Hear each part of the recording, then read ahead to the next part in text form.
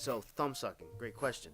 My question back to you, or even to myself, is what is thumb sucking? I think the only time I've experienced a kid sucking his thumb other than my kids is my brother's son. I don't see a problem with it. I just think you got to capture, kind of tame the behavior as they start to get older. So if thumb sucking is a way for the baby to soothe themselves, why would you not want the baby to find comfort? Why would you not want the baby to find a way to soothe themselves within their own capacity? The kid was like 8. I was just like, what are you doing? Don't watch your damn mouth. I don't know, man. It just looks weird. You big baby. I know how I am as an adult, right? So I don't want my son to be dependent, or any kid to be dependent on external objects for soothing. You got to be able to self-soothe.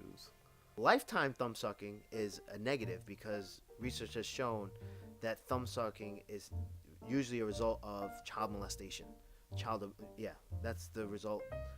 That's why women who you see suck their thumbs, or men who suck their thumbs, statistics have shown that they are likely to be a victim of child molestation. Big ass thumb. All pruned and shit. Are we shooting right now? It's my younger sister. She sucked her thumb well into her, I won't say teens, but well into like double digits. There's products. I was not aware that there were products to help wean kids off of sucking thumbs. Scroll through that. No. Wow. Damn. No. I don't know if I like that. Keep them from.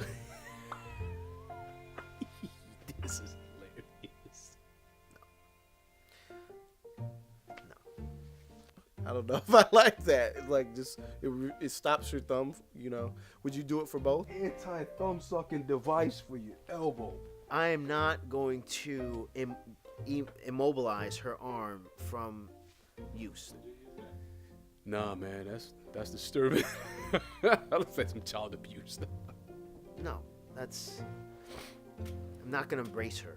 No. Somebody's making millions off that shit.